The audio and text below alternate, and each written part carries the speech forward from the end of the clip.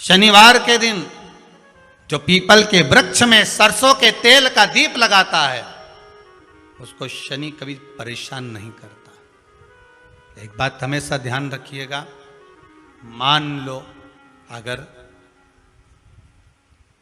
कोई भारी रोग ऐसा शनि महाराज के कारण हो गया हो, अच्छे काम करते करते उल्टे हो रहे हैं, होते हैं किसी किसी के साथ में, विपरीत परिस्थितियां आ जाती है, अच्छा करने जाओ बुरा हो जाता है, अच्छा कर्म करने जाओ बुरा हो जाता है।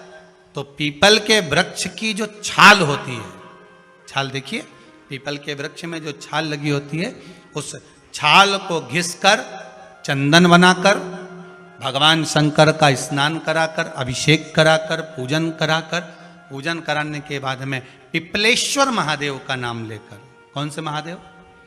पिपलेश्वर महादेव का नाम लेकर वो जो घिसी हुई छाल होती है उस छाल का तिलक भगवान शंकर को लगा लो और उसी का थोड़ा सा भाग अपने कंठ पर, मस्तक पर लगाना प्रारंभ कर दो। धीरे धीरे जो विपरीत दशा है वो सुधरना प्रारंभ हो जाती है। पर नाम याद रखना, पिपलेश्वर, जम के बोलिए, पिपलेश्वर महादेव भगवान शंकर का एक अवतार है, पिपलाद अवतार। पिपलाद अवतार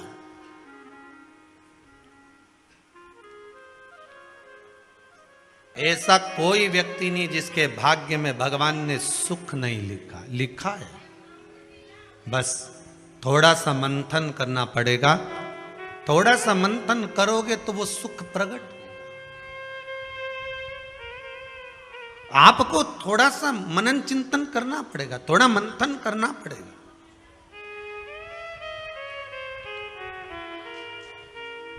महाराज, अगर भगवान की भक्ति को पाना है, भगवान के स्मरण को पाना है, तो फिर थोड़ा सा मंथन कर कर प्राप्त किया जा सकता है। भगवान से निवेदन करना कि मुझे मेरे भाग्य का देना, मुझे दूसरे के भाग्य का नहीं चाहिए, जो मेरी किस्मत में लिखा हो वो देना, हमें दूसरे के हिस्से का। और जो दूसरे के हिस्से का लेता है उसकी दशा क्या होती है, शिव महापुराण की कथा कहती है। जो दूसरे का हिस्सा खा लेता है, दूसरे का हिस्सा ले लेता है, शिव महापुराण कहती है उसकी दशा क्या होती है वो भी देख लीजिए। उसमें एक देवता ऐसे हैं जिन्होंने दूसरे का हिस्सा खाने का प्रयास किया था। एक देवता ऐसे हैं जिन्होंने दूसरे का हिस्सा खाने का प्रयास करा था, और आज भी उस देवता से दुनिया डरती है। और उन्होंने दूसरे का हिस्सा खाने का प्रयास करा था तो शंकर भगवान ने उसको भी नहीं छोड़ा था। कौन से देवता हैं? वो बाल्टी में हर शनिवार को आते हैं आपके यहां। कौन से? शनि देव। उनने क्या करा था? भगवान सूर्य नारायण ने अपने सारे पुत्रों को देखा, सारे पुत्रों को, तो सारे पुत्रों को देखकर आज मेरे सूर्य नारायण भगवान बड़े सुखी हुए, बड़े प्रसन्न। मेरा पुत्र शनि भी श्रेष्ठ है, मेरा पुत्र यम भी श्रेष्ठ है, सब ठीक है। आज भगवान सूर्य देवता ने अपने पुत्रों को बुलाकर कहा, आज मेरा मन कर रहा है कि मैं सारे लोगों का राज्य अपने पुत्रों को बांट दूं, सबको अपना अपना हिस्सा दे दूं। और केवल ये सूर्य नारायण भगवान अकेले नहीं सोचे, प्रत्येक घर में रहने वाला बुजुर्ग, पिता, माता ये सोचती है कि मैं अपने जीते जी अपने बच्चों को हिस्सा दे दूं, क्योंकि उसको मालूम है अगर मेरे प्राण छूट गए, मेरे नेत्र बंद हो गए, उसके बाद में ना जाने क्या होगा, कौन किसको देगा, नहीं देगा, किसका भरोसा। मैं अपना एक एक क्षेत्र का हिस्सा मैं देना चाहता हूं। शनि महाराज जी को भी हिस्सा दे दिया गया। अब जब शनि महाराज जी को हिस्सा दे दिया तो शनि महाराज जी संतुष्ट नहीं हुए।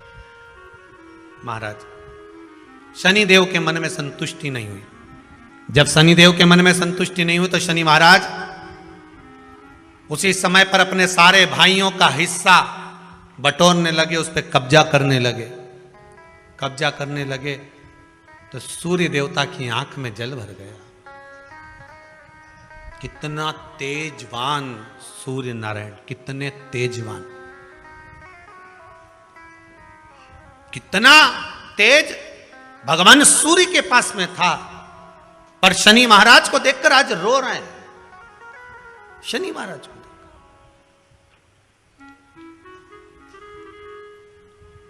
बहुत करवद्ध निवेदन करके कहेंगे, भगवान अगर पुत्र दे तो संस्कारी दे। भगवान अगर पुत्र दे तो संस्कारी दे। संस्कारी अगर पुत्र होगा तो जीवन की सार्थकता होगी। अच्छे अच्छे सूरमाओं को भी अपने बेटों के कारण रोते हुए देखा है। अच्छे अच्छे सूरमाओं को भी जब बच्चे बड़े हो जाते हैं, घर में बहुएं आ जाती है, माता पिता की चलना बंद हो जाती है, बहू बेटों की चलना प्रारंभ हो जाती है। पिता कुछ भी कहता है, बेटा दौड़कर चिल्लाकर दौड़ता है। सास कुछ भी कहती है, बहू चिल्लाकर दौड़ती है। अच्छे अच्छे सुरमा को भी इसीलिए आपको बार बार कहते हैं, जब तक शरीर चले और तुम्हारे घर में चले, तब तक सारे दान पुण्य भजन कीर्तन सत्संग तीर्थ सब कर लो। उसके बाद में अगर 50 रुपया भी दान करोगे नहीं तो छोरा की दृष्टि में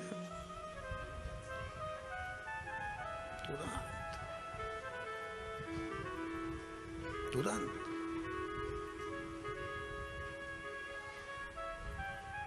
नहीं। हम दूसरी जगह जाकर क्या कहें, यहीं कुबेरेश्वर धाम में भी देखने को मिलता है। बेटे अपनी बूढ़ी बूढ़ी माओं को जब दर्शन के लिए, माँ नहीं मानती, हमें तो जाना है कुबेरेश्वर धाम, हमें तो जाना है, जिद पकड़ लेती हैं, लेकर आती, और माँ उनसे कहती ला रे दे दे 50 रुपए दे दे, तो छोरा हूं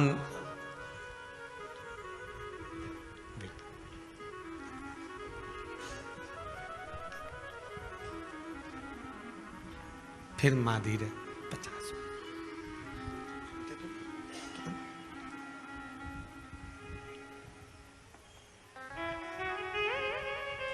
आखिरी में माँ का जब अपमान होते हुए बार बार देखते हैं तो हम भी हाथ जोड़कर कह देते हैं, मत मांग, जाओ। बाबा कुबेरेश्वर भंडारी है।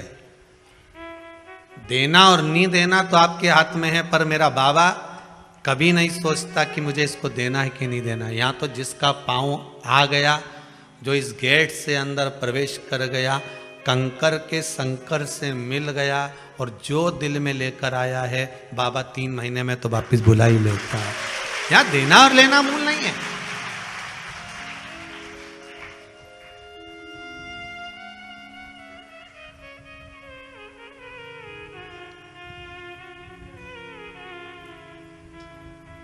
यहाँ का बहुत विचित्र भाव है साहब, बहुत विचित्र भाव।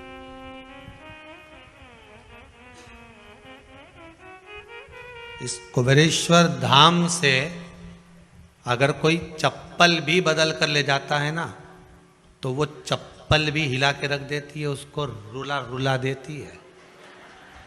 यहाँ का तो इतना प्रमाण देखा है। सत्यता की बात बता रहे हैं आप लोग, उसको हंसी में लो चाहे व्यंग में लो। एक जरा सा किसी का सामान भी अगर यहाँ से चला जाता है, व्यक्ति ले गया, मन का धन कर लिया उसने, ले गया, कोई सामान ले गया, मान लो कोई तुम्हारी वस्तु ले गया, रह नहीं पाता, रोएगा, या तो फिर शरीर का कोई अंग अपने आप टूट जाता है, फिसल गया, गाड़ी से गिर गया, टूट गया, लगा जितने का सामान लेकर गया है उतना तुझे वहां लगाना पड़ेगा, हॉस्पिटल में लगा देगा। इस भूमि का प्रमाण देखा, इस भूमि का।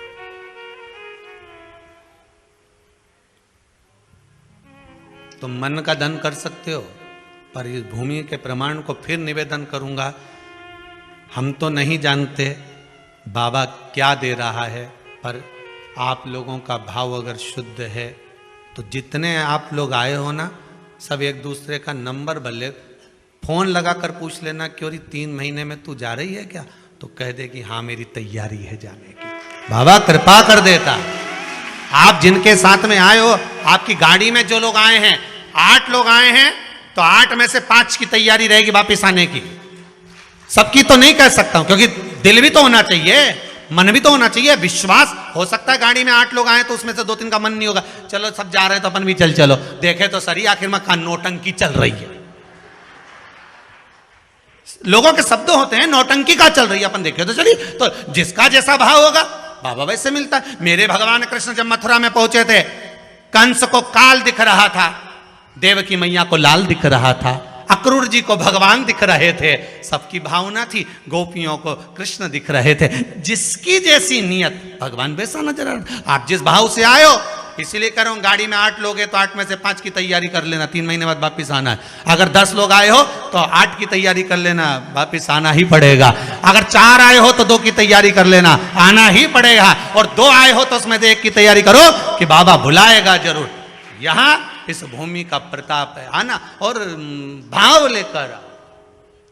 यहां कुछ नहीं, जो ये 21-21 हजार रुपए लोग जमा करें ना आजीवन भोजन भंडारे के, उनके भोजन बनता है दाल चावल सब्जी रोटी। आज तो कुछ और बन गया होगा, शायद कड़ी बन गई होगी, कड़ी चावल रोटी जो बन गया सादे भाव में। आज किसी भगत ने कह दिया, गुरुजी रोटी बनाने में बहुत देरी होती है, बेचारी माताएं इकट्ठी होती हैं, सब बनाती हैं। तो एक भगत ने मशीन आज बोल दी है रोटी बनाना की, शायद 4-5 दिन में आ जाएगी। बाबा की कृपा, बड़ी बड़ी करुणा बाबा ने कर दी। अब अगली बार से तुमको बेलना नहीं पड़ेगी री बबुआ, ध्यान रखना। अब नहीं बेलना पड़ेगी, अब तो मशीन में बन के बाहर। अब तो तुम खूब निपटा जो जोरदार। तो क्या सोचना उसमें, कृपा बाबा की, बस करुणा। शनि महाराज ने अपने भाइयों के इस हिस्से पर कब्जा कर लिया। सूर्यनारायण भगवान की आंखों में जल भर गया कि मेरा पुत्र ऐसा कर रहा है। शनि को बुलाया सूर्यनारायण भगवान ने, समझाया पर नहीं माना। किसी किसी की नियत होती है कि इसको इतना कैसे दे दिया, अम्मा ने इसको इतना कैसे दे दिया, पिताजी ने इसको इतना कैसे दे दिया, मैं तो कब्जा करूंगा, दुकान नहीं छोड़ूं, घर नहीं छोड़ूं, ये नहीं छोड़ूं, वो नहीं छोड़ूं। मत छोड़, एक दिन संसार छोड़कर जाना पड़ेगा। तब कई जमीन जायदाद छाती पे बांध के ले जाएगा। नहीं, तुम तो लिख देना वसीयत में, मेरा फ्रिज मेरे छाती पे बांधो, मेरे कमरे का एसी शमशान में लगाओ, मेरी वॉशिंग मशीन ऊपर भेजो, जब मैं ऊपर कपड़े कैसे धोऊंगा, लिख के जाओ। और मरते मरते पत्नी से भी कह दो, मैं अकेला नहीं जाऊंगा, चल रही कि नहीं चल रही, तुझे लेके जाऊंगा। जरा कर। एक पत्नी की नौकरी दिल्ली में लग गई और एक पति की पत्नी मर गई। दोनों का नाम एक जैसा था। जो मरी वो लीला, जिसकी नौकरी लगी वो भी लीला। नौकरी लगी वो दिल्ली पहुंच गई और जो मरी वो शमशान पहुंच गई।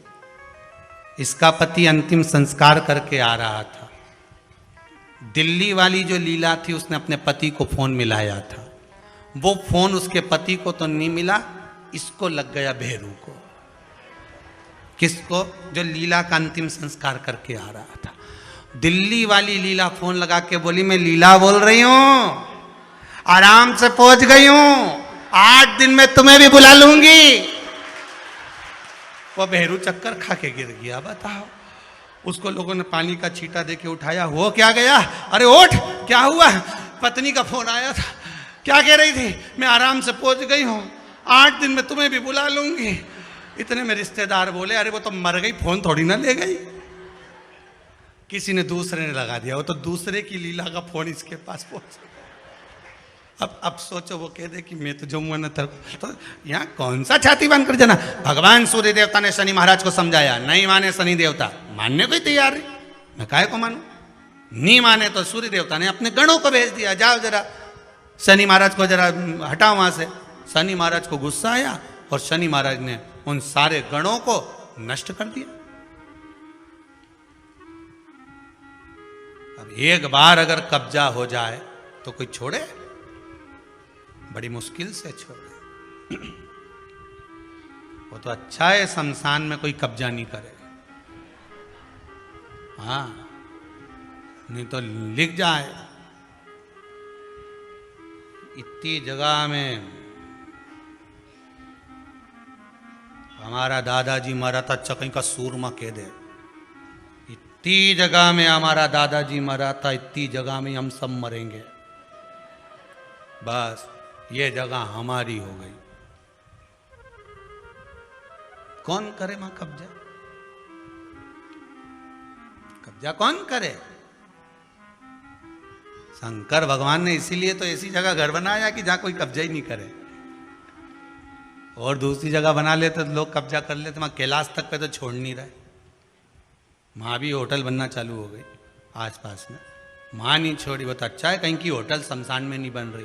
नहीं तो इनांग मुर्दा जलता देखो ना, इधर चाउमीन खा, जोरदार जोरदार। और जैसी हड्डियों जले तो चटक चटक करे, नहीं तुम पानी पतासा निपटा। तो अच्छा है कि वहां होटल नहीं बनी। तो इनका बस चले कहीं वह क्या बस चले? शनि महाराज ने सबको भस्म कर दिया। क्रोध आ गया। सूर्य देवता रो रहे हैं, सूर्य नारायण रो रहा है। भगवान शंकर की पंचायत में सूर्य देव भी हैं। मतलब शंकर भगवान के मित्रों की गणना में सूर्य आते हैं। भगवान विष्णु, सूर्य नारायण, शंकर भगवान, मां दुर्गा, गणेश जी, ये पंचायत है ना शंकर की, शिव पंचायत। शिव परिवार में कार्तिकेय, गणेश जी, पार्वती जी, शंकर जी, नंदी, ये शिव परिवार। पंचायत में सूर्य देवता आते हैं। सूर्य नारायण को रोता हुआ देखकर भगवान शंकर को बड़ा दुख है। शिव जी ने पूछ लिया, क्या बात है, आप रो रहे हो? नारायण क्या हो गया? मेरा बेटा मानने को तैयार नहीं है। आप चिंता मत करो, अभी देखता हूं मैं जाकर। और भगवान शंकर ने जाकर तुरंत सूर्य नारायण भगवान के कहने पर शनि देव को जाकर समझाया। इतने में तो शनि देव आग बबूला हो गए। आग बबूला होकर शनि देव ने कहा, ए शिव, आप मुझे जानते नहीं हो? शंकर भगवान ने कहा, क्या जानना है ये बताओ, क्या जानना है ये बताओ। शनिदेव कहते हैं, आप मेरी दृष्टि को नहीं जानते। शंकर भगवान ने कहा, तू भी नहीं जानता कि तेरी दृष्टि खराब कैसे हुई? तेरी दृष्टि को श्राप किसका लगा है तुझे नहीं मालूम क्या? शंकर भगवान ने जब समझाना चालू करा कि देख शनिदेव, तुम तो कह रहे हो, तुम तो बोल रहे हो कि मेरी दृष्टि नहीं जानते। हम जानते हैं आपकी दृष्टि, मना नहीं है, जाना, पर आप नहीं जानते क्या? शिव जी जानते हैं। शिव जी ने कहा, मैं सब जानता हूं। आपका विवाह करा सूर्य देवता ने, आपकी पत्नी घर में आ गई। आप अपनी पत्नी को देखते तक नहीं थे, इसलिए आपकी धर्म पत्नी ने आपको श्राप दिया कि जिस पति ने मुझ पर दृष्टि नहीं डाली, मेरे वो पति की दृष्टि कुदृष्टि हो जाए, जिस पे डालेगा वो बर्बाद हो जाएगा। शनि देव बोले, आप मेरी पत्नी की याद मत दिलाओ। अच्छे से अच्छा सूरमा अगर पार्टी में ज्यादा बड़बड़ कर रहा हूं ना, तो उसकी धर्म पत्नी के लाके खड़ा कर दो, 2 मिनट में चुप हो जाएगा। 2 मिनट में चुप। जो ज्यादा बड़बड़ करे नहीं, गप्पे लगा रहा हो, दोस्तों के साथ बैठ के खूब ठिठोली कर रहा, इतनी देर में जगदम्बा के लाके खड़ी कर दो बस। फिर तो उसका तिरछा नेत्र और कत्थई और नीले कलर की एक बार, और चमकदार साड़ी ने पल्लू में पिन, और एक बार यूं घूम के देख ली नहीं, उतनी देर में तो बापड़ा उठ के चल देगा, मैं भी आया पानी पी के, अभी गया पानी पी के आया, उतनी देर में कहीं रुके। शनि महाराज ने कहा, आप मेरी पत्नी की याद मत दिलाओ। शंकर भगवान बोले, ए शनि, फिर समझा रहा हूं, हिस्सा छोड़ेगा कि नहीं छोड़ेगा? शनि बोले नहीं छोड़ूंगा। शंकर भगवान ने उठाया, पीपल के पेड़ के नीचे ले गए और पीपल के पेड़ के नीचे शनि महाराज को उल्टा लटका दिया। 19 साल तक शनि महाराज को पीपल के पेड़ के नीचे शंकर जी ने लटका के रखा। अब बोल, तो किसी ने कहा गुरुजी ये शनि महाराज उल्टे लटके थे पीपल के पेड़ के नीचे 19 साल तक, तो ये लटके रहे, खुलते नहीं बना? शंकर भगवान भी बाप से भी बड़े बाप थे, अकेले थोड़ी ना बैठे थे। शनि महाराज की पत्नी को मैं बिठा के रखा था, लटके। अब उतर नीचे।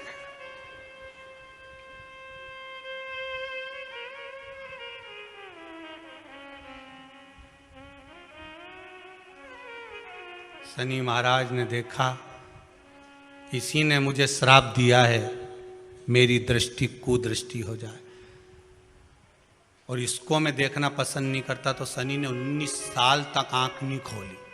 शंकर जी ने भी कह दिया था यहीं बैठी है, खोल मत लीजिए,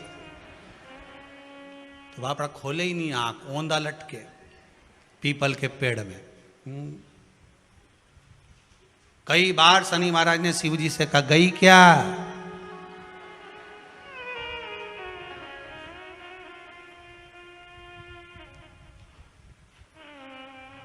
शनि महाराज बोले अब नहीं करूंगा, ये तो भगा दो। शिव जी बोले नहीं, अभी नहीं गई, यहीं बैठी। 19 वर्ष तक शनि महाराज पीपल के वृक्ष में, पीपल की जड़ पर बंधे रहे, खोला ही नहीं शिव जी ने, टंगे रहे। अब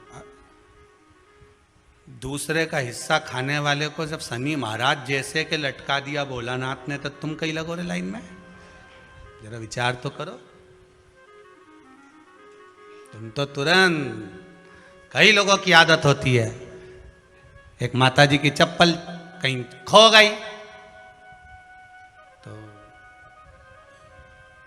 बड़ी दुखी। उसकी सहेली ने कहा कहां जा रही है? मंदिर में जा रही हूं भगवान के। क्यों? भगवान के मंदिर आई थी, मेरी चप्पल कोई ले गया। भगवान से क्यों? मेरी चप्पल दिलाओ। गुस्से में अंदर गई और जो भगवान के मंदिर में पहुंची, पहुंच के वापिस बाहर आ गई। क्यों? तू तो इतनी शेरनी बन के गई थी, तो क्यों नहीं बोल के आई कि भगवान से क्या बोलो, उनकी तो खुद चप्पल नहीं कोई चुरा के ले गया, वो तो खुद नंगे पैर खड़े, उनके पास तो खुद चप्पल नहीं। अब बोले सो क्या? उल्टे लटके हैं शनि महाराज, उल्टे। 19 वर्ष तक शनि महाराज लटके रहे। तब 19 वर्ष नेत्र बंद कर कर शनि महाराज ने शंकर की आराधना करी कि दुनिया में कोई ऐसा नहीं जो मुझे उल्टा लटका दे, केवल एक यही है जिनने मुझे लटकाया है। तो 19 वर्ष तक तप करा तो शंकर जी प्रसन्न हो गए। धर्म पत्नी को हटाकर पार्वती को लाए, साथ में आशीर्वाद दिया। शनि महाराज को खोला, वर मांगो तुम्हें क्या चाहिए, मांगो तुम्हें क्या चाहिए। शनि महाराज ने कहा मांगूंगा कुछ नहीं, आप वर दे दीजिए। शंकर जी ने कहा मैं तुम्हें दंड अधिकारी बनाता हूं कि आप अच्छे और बुरे का दंड दोगे, आप अधिकारी बनकर बैठोगे, मेरा आशीर्वाद तुम्हारे साथ में है। दंड अधिकारी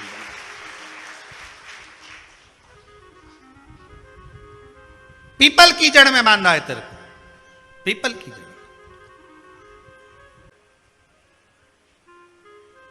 जब दधीचि ऋषि की अस्थियां चली गई, उनकी धर्मपत्नी सुवाच ने देखा मेरे पति को मार दिया गया, मेरे पति की अस्थियां ले गए राक्षसों का संहार करने के लिए, उनकी अस्थियां लेकर चले गए, मेरा पति चले गया। सुवाच गर्व से थी, मरना चाहती थी, प्राण छोड़ना चाहती थी। शिव जी ने देखा ये तो अग्नि के ऊपर चढ़कर अपनी देह त्याग रही है। शंकर भगवान ने आकर कहा रुक जा सुवाच, रुको, तुम्हारे गर्भ में बच्चा है, तुम्हारे गर्भ में बच्चा है, वो बच्चा मर जाएगा। अब इस बच्चे को जन्म देकर भी क्या करूंगी? नहीं पीपी, तुम्हारे गर्भ में जो बच्चा है वो महाज्ञानी है, तुमने मुझसे प्रसाद के रूप में मांगा था, कहा था शिव जैसा पुत्र होना चाहिए, तो क्या तुम शंकर को नष्ट कर दोगे? मैं शंकर को जन्म दूंगी। सुभाष ने 2 पत्थर उठाए, अपने गर्भ पर मारना प्रारंभ करा। गर्भ पर मारा, बच्चे ने जन्म लिया। बच्चा 7 महीने का था। उस बच्चे को उठाकर पीपल के कोटर में रख दिया। पीपल की कोटर। एक गिलहरी पीपल के फल को लेकर आती थी, पिपलाद के मुंह में देती थी। शिव का एक अवतार, इसलिए शंकर का नाम ही पिपलेश्वर महादेव। शिव का एक अवतार पिपलाद के रूप में हुआ है।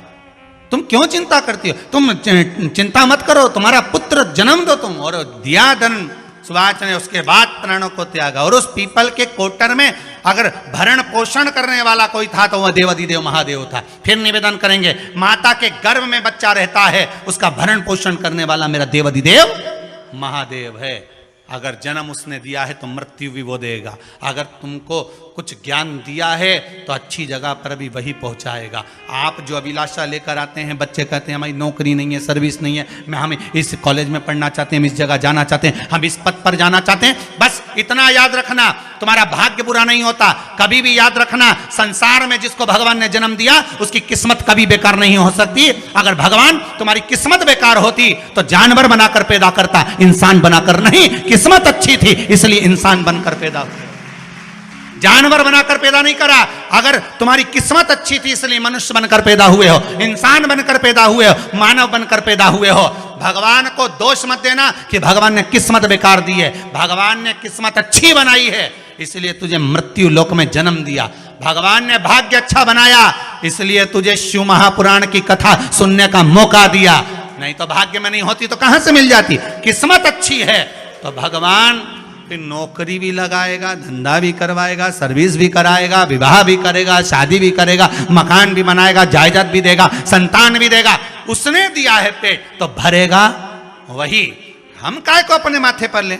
मैंने इतनी पढ़ाई कर ली, मैं इंजीनियर हो गया, मैं ये बन गया, मैंने तो ये कर लिया, उसके बाद भी मैं घर में बैठा हूं, मेरा छोरा घर में बैठा, इतना पढ़ने के बाद बैठा। जन्म उसने दिया है, भाग्य उसका है, किस्मत उसकी है, तो कहो उसको कि शंकर का भजन कर, मंथन करे, मक्खन निकलेगा और घी भी जरूर बनेगा। हारना मती। जब तेरे 3.5 करोड़ बार, गिनती मत करना, गिनती वो करेगा। तू तो भज, तू कुबेरेश्वर का स्मरण कर, तू महाकाल का स्मरण कर, तू काशी विश्वनाथ का स्मरण कर, तू महाकाल राजा का स्मरण करके तो देख। शिव का भजन कर, 1 लोटा पानी ले जाकर रोज चढ़ा शंकर जी के मंदिर में जा। शिव से भजन करने में क्या देरी? नहीं जा सकता शिव मंदिर में जाने में? बच्चों को अगर शर्म आती हो तो बेलपत्री के पेड़ के नीचे पानी चढ़ाया, वो भी नहीं कर सकता तो पीपल के पेड़ के नीचे चढ़ाया, वो भी नहीं कर सकता तो आंवले के पेड़ के नीचे चढ़ाया। पर कहीं जुड़ तो सरी, एक बार साध तो सरी, पकड़ने का प्रयास तो करो परमात्मा को। तुम भगवान को एक बार पकड़ लो फिर परमात्मा नहीं छोड़ता। पूतना ने एक बार गोदी में लेके दूध पिलाया था, बाद में पूतना कह रही थी छोड़ दे छोड़ दे छोड़ दे, आकाश में उड़ गई, छोड़ दे छोड़ दे। भगवान के आई काय को मौसी, काय को आई, और आई है तो दूध पिलाया है तो फर्ज तो अदा करूंगा, ऐसे थोड़ी छोड़ दूंगा। तुम भगवान को 1 लोटा पानी चढ़ा दोगे, भगवान को दूध चढ़ा दोगे तो भगवान ऐसे ही छोड़ देगा क्या? पकड़ लेगा, छोड़ेगा ही नहीं। फिर तुम कहोगे भगवान छोड़ दे, भगवान छोड़ दे। कहाँ कथा का रस लग गया लोगों को। अब दुनिया के लोग सोचते हैं अब मैं कथा भी नहीं सुनूंगा, मैं घर में काम करूं, दुकान में काम करूं कि कथा सुनूं। पर रात्रि के जैसे ही मोबाइल खोल के बैठा, आज देखो महाराज ने क्या क्या बोला, तुरंत लगा रस। आधे बहुत लोग तो कथा सुनने के लिए मोबाइल खोलते हैं, फेसबुक यूट्यूब खोलते हैं। आधे बहुत लोग मोबाइल पे महाराज को इसलिए देखते हैं कि देखें महाराज ने क्या गड़बड़ चढ़वा दिया, आज क्या चढ़वाया देखें जरा, महाराज ने क्या गड़बड़ बोला। होते हैं 3 तरह के लोग कथा में जाते हैं। पहले नंबर का सोता, जो कथा में सोने जाता। दूसरे नंबर पे सरोता, जो कथा में कतरने जाता। तीसरे नंबर पर श्रोता, जो कथा सुनने जाता। तीन तरह के लोग जाते हैं, एक जाता श्रोता जो कथा में सोने जाता, दूसरे नंबर का सरोता कथा में कतरने जाता, महाराज ने क्या बाचा क्या नहीं बाचा, महाराज ने ये तो बोला ही नहीं, शिव महापुराण का वो तो बोला ही नहीं, महाराज तो फालतू की बात कर, ये दिन भर बैठा बैठा कतरता रहे और दुनिया के आगे सुपारी परोसता रहे। देखो महाराज ऐसा, देखो महाराज ऐसा, महाराज तो ठिठोली करे, महाराज तो ये करे, महाराज तो वो करे। तो काय को सुनो, रिमोट तो तुम्हारे हाथ में ही है, चैनल चेंज, महाराज भी चेंज, कहीं करना। बाबा की महाराज दूसरे का हक नहीं खाना, हमको दूसरे की संपदा हमको नहीं दी है। मेरे ओगरदानी से, मेरे त्रिकालदर्शी, मेरे शंभू से, मेरे कैलाशी से कहना, हमें दूसरे के भाग्य का मत देना, क्योंकि हमने पुराणों में सुना है, हमने शास्त्रों में पढ़ा है कि व्यक्ति के अकेले के भाग्य में भी धन होता है, बस मंथन कर कर उसको प्रकट करना होता है। भाग्य का देना,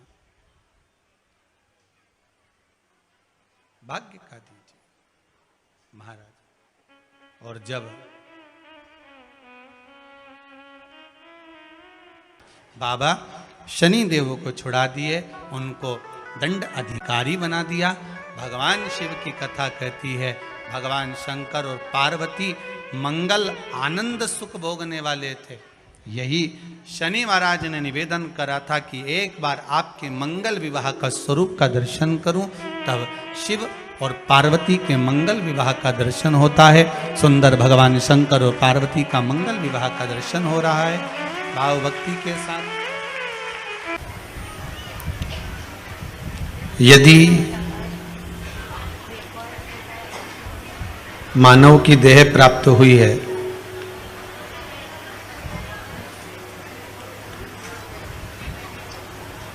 मानव का शरीर यदि मिला है, तो उस मानव के शरीर को संसार में से थोड़ा सा निकालकर, ज्यादा नहीं बहुत थोड़ा सा निकालकर भगवान की भक्ति की ओर अग्रसर करने का प्रयास करिए।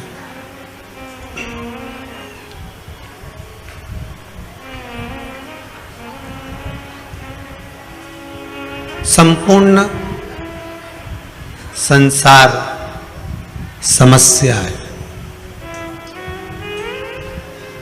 संपूर्ण संसार।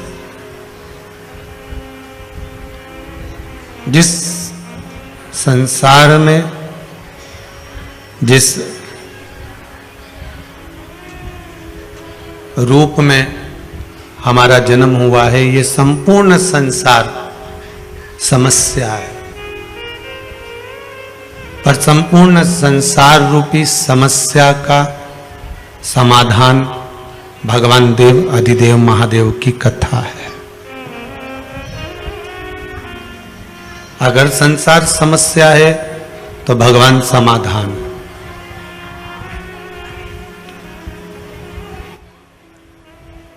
पर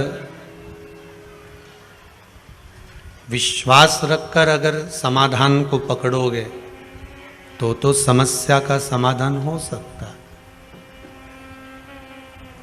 पर यदि हम विश्वास रखकर समाधान ढूंढे ही नहीं है, तो फिर तो समस्या प्रबल दिखेगी।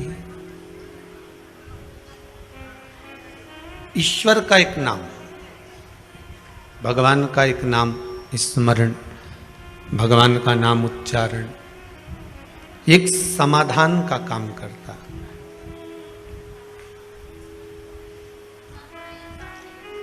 और जितनी देर आप कुबेरेश्वर धाम में बैठे हैं, या आस्था चैनल के माध्यम से कथा सुन रहे हैं, या फेसबुक यूट्यूब पर कथा श्रवण कर रहे हैं, जितनी देर आप बैठे हैं उतनी देर आपका मन चित्त वृत्ति शिव में होना चाहिए।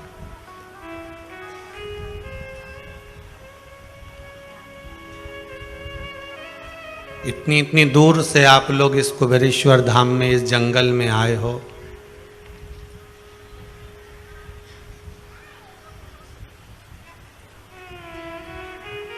कथा को श्रवण करने के लिए आए हो।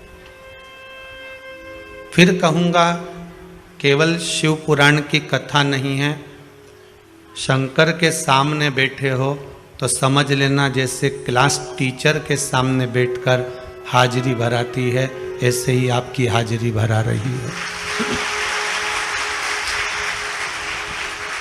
और कथा सुनकर जब आप यहाँ से जाएं, जितनी शांति से बैठ सकते हो, जितने आनंद से बैठ सकते हो, बैठकर जहाँ मौका मिल जाए, जहाँ जगह मिल जाए, जैसी जगह मिल जाए, जहाँ तक आवाज आ जाए, वहाँ तक श्रवण कर लो। जब यहाँ से जाओ तो कुबेरेश्वर महादेव से निवेदन कर कर जाना, इस भूमि को कंकर शंकर को निवेदन कर कर जाना, है भोलेनाथ, है त्रिकालदर्शी, है कैलाशी, है अविनाशी, हे ओगढ़दानी, है भोलेनाथ, बड़ी कामना लेकर आई हूं मैं, विश्वास लेकर आई और मेरी वो मनोकामना आप पूर्ण करोगे, ये मुझे विश्वास है।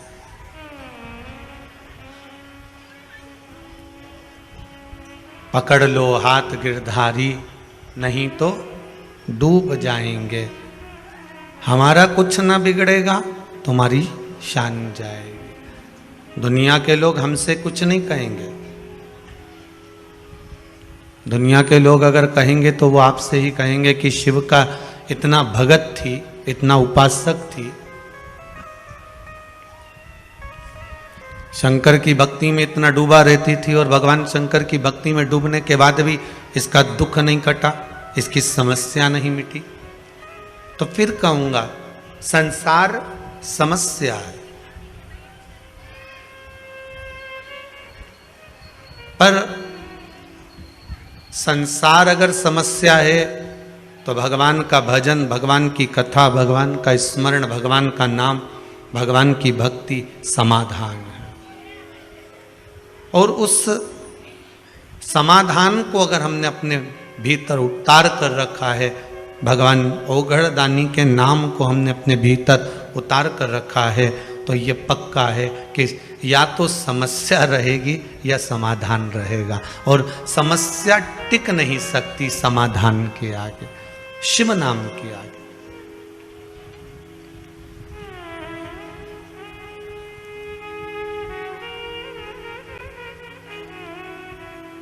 जैसे ब्रह्मा जी के मन में कहीं कहीं संकोच उत्पन्न हो जाता था।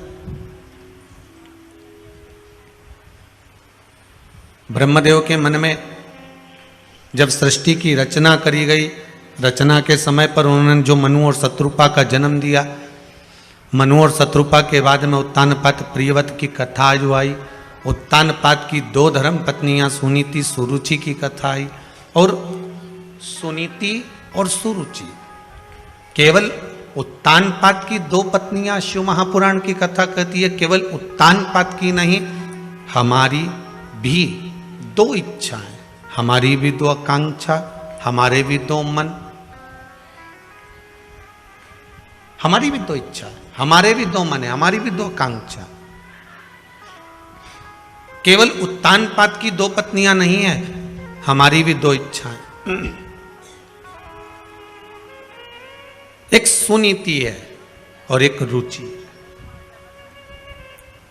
श्रीमद् भागवत कथा में भी वर्णन किया गया है, भागवत वक्ता कहते हैं कि एक सुरुचि है, एक सुनीति है।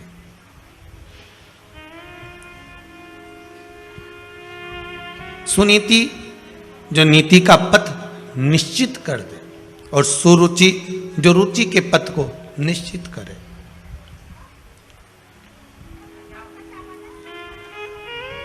रुचि में आज की दुनिया चलती है, पर नीति में नहीं चलना चाहती। अगर किसी से कह दो कि आप नीति के पथ पर चलिए, आप नीति का मार्ग प्रशस्त कर कर चलिए, तो शायद जीवन सार्थक हो जाए। पर वो रुचि के पथ पर चलना चाहती। सुनीति का विवाह जो उत्तानपाद से हुआ था, गर्भ से संतान नहीं हुई उनके, तो सुनीति को लगा कि मेरे गर्भ से अगर औलाद नहीं होती है, संतान नहीं होती है, तो मैं अपने पति से कह दूं कि तुम दूसरा विवाह कर लो।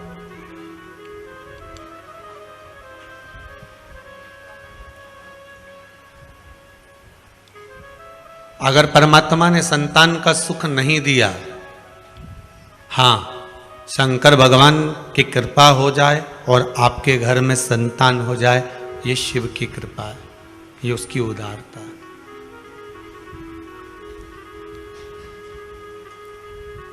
अगर मान लो भगवान ने संतान नहीं दी है, तो आप दुनिया में गोदी संतान लेकर आ जाओगे ना, तो वो भी सुख नहीं देने वाला,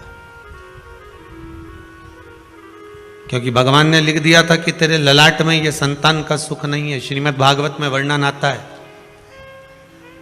धुंधकारी की कथा, भागवत आपने खूब सुनी होगी, उसमें आती है कि संतान नहीं हुई, संतों के द्वारा फल मांग कर लाया आत्मदेव, उस फल को दिया, फल गाय को खिला दिया गया, संतान का सुख नहीं था ना, तो उसने अपनी सहेली की संतान ले ली। सहेली की संतान भी इतनी उपद्रवी हुई कि मां को उस औलाद के चक्कर में कुएं में डूब के मरना पड़ा।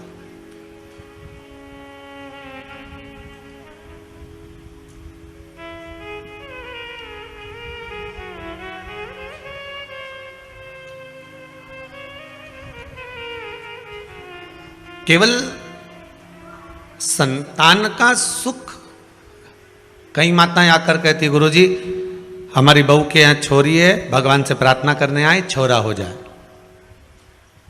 अच्छा, पर श्री शिव महापुराण की कथा तो कहती है कि बेटा एक कुल को तारता है और बेटी दो कुल को तारती है। और मान लो बेटा हो भी गया, आपने मांग कर, विनती कर कर मांग भी लिया और भगवान ने दे भी दिया, और वो बेटा अगर आपको सुख नहीं देगा तो आप क्या करोगे? फिर क्या करोगे?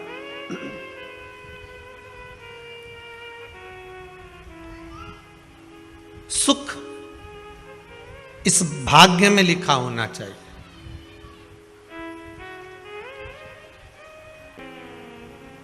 और कहीं ना कहीं हमारा पुण्य, कहीं ना कहीं हमारा सत्कर्म, कहीं हमारे पूर्वजों का पुण्य कि गुल्लक जब भराई होगी तब जाकर ये कथा आप लोगों के भाग्य में आई होगी। पुण्य की गुल्लक भराती है तब जाकर कथा हो पाती है। और आप लोग भी इतने जो श्रवण करने के लिए बैठे हो, खिड़कियों में दर्शन हो रहे नहीं हो रहे, कैसे कैसे कहाँ कहाँ से आकर सुबह सुबह से रात रात भर से इंतजार करते हो। कोई कोई तो सुबह 4 बजे से 3 बजे से जगह संभाल संभाल कर बैठे हुए हो, और कथा का इंतजार होता है दोपहर 2 बजे का, बाट जोते हो, इंतजार करते हो, कितनी प्रतीक्षा करते हो केवल शंकर की कथा के लिए। अब जितना इंतजार आप आस्था चैनल के माध्यम से कर रहे हो, चाहे फेसबुक यूट्यूब के माध्यम से कर रहे हो, चाहे कुबेरेश्वर धाम में आकर कर रहे हो, जितनी प्रतीक्षा, जितने घंटे आप भगवान की कथा में बैठे हो और जितने घंटे आप भगवान की इंतजार में प्रतीक्षा में लगा रहे हो, उतना भगवान आपके भी भंडार भरने में लगाता ही रहेगा। ये उसकी कृपा है, वो देता जरूर है। ये इतने जो पत्र आए हैं, ये आज के पत्र हैं सारे, हो ये सब आज के पत्र हैं।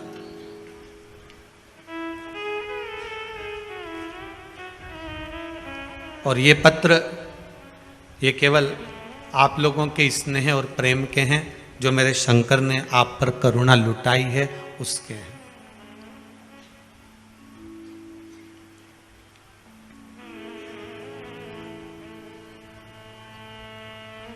केवल एक समस्या ही नहीं, समस्या के पत्र तो आप लिखते ही कम हो, पर क्योंकि समस्या लिखकर भी करोगे क्या, उसके सामने बोलकर चले जाओ बस। 3 महीने बाद आओगे तो ऐसा ही पत्र तुम्हारा भी यहाँ पर रखा मिलेगा कि हमारा भी ये कार्य हुआ। समस्या तो उसको बोल कर जाइए, 3 महीने बाद आओगे ना तो ये पत्र आपका भी एक इस क्रम में रहेगा कि बाबा ने मेरे पर भी ये कृपा करी है, ये मेरे पर करुणा करी है। उसकी उदारता बड़ी है महाराज।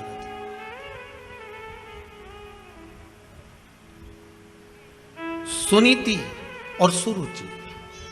अगर भगवान ने ललाट पर संतान का सुख लिखा है तो संतान सुख देगी।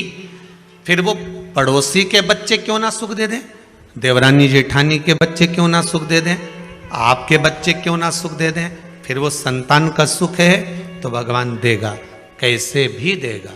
और अगर ललाट पर भाग्य में संतान का सुख नहीं है तो तुम चाहे किसी की भी औलाद को लेकर गोदी में बिठा लो, चाहे किसी का भी खर्चा उठा लो, जब भगवान ने तुम्हें अपनी नहीं दी और वो सुख से वंचित क्यों रखा, संतान के सुख से वंचित क्यों रखा?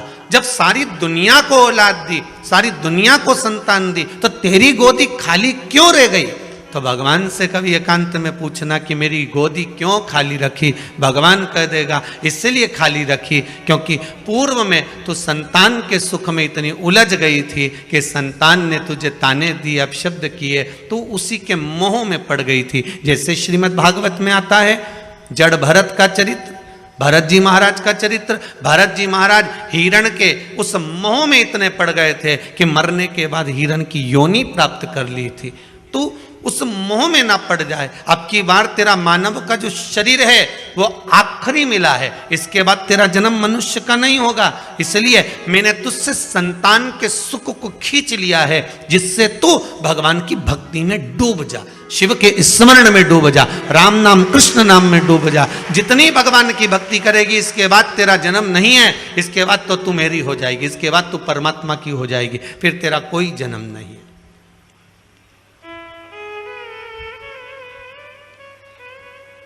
अगर सुख से परमात्मा वंचित रख रहा है, आप विनती करो परमात्मा से, वो देगा तो अच्छी बात है।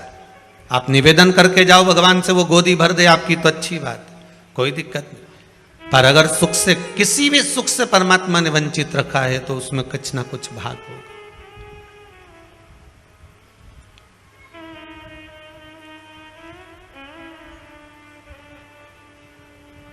एक बेटी का संबंध हो गया था, कहीं शायद जबलपुर से आए थे वो लोग, बेटी का संबंध हो गया था और संबंध होने के बाद में टीका हो गया, सब कुछ हो गया, तिलक हो गया, गोद भरा गई, सारा काम हो गया, फोटो खिंच गए। उसके बाद मालूम पड़ा कि छोरा कहीं गलत संगत में पड़ा होगा, किसी की संगत में पड़ा होगा और वो संबंध टूट गया। शादी अभी ना उम्र में थी उसकी माँ आई थी शायद, अब गई होगी है कि नहीं आप पता नहीं, तो आंखों से आंसू बह रहे थे, मेरी बेटी का संबंध टूट गया। लड़का ऐसा निकला, हमने कहा पूजन किसकी करती थी तुम्हारी बेटी? कहा देवाधिदेव महादेव की करती थी, शंकर जी की कृपा हुई थी। अच्छा, पर महादेव ने ऐसा कैसे कर दिया? मेरी बेटी सोमवार के व्रत भी कर रही है, फिर शिव जी ने ऐसा क्या कर दिया कि संबंध पक्का हुआ, लेन देन हो गया, संबंध पक्का हो गया, फोटो खींच गए, उसके बाद संबंध टूट गया। तो हमने कहा बस अगर बाबा ने संबंध पक्का कराया और बाबा ने तोड़ा है तो बाबा को जो अच्छा लग रहा होगा, हो सकता है तुझे अब मालूम पड़ा कि ये लड़का किसी दूसरी लड़की से लगा है और ये शादी के बाद मालूम पड़ जाता, तब क्या कर लेती? बाबा ने पक्का कराया ना, बाबा छुड़वा दे। और शादी की तारीख जो तेरी निकली हुई है फरवरी की, उसको निकली रहने दे, भेजेगा वही, वर भेजने का काम उसका है। अगर उसने तोड़ा है तो वही कुछ ना कुछ कर। इसमें एक पत्र है,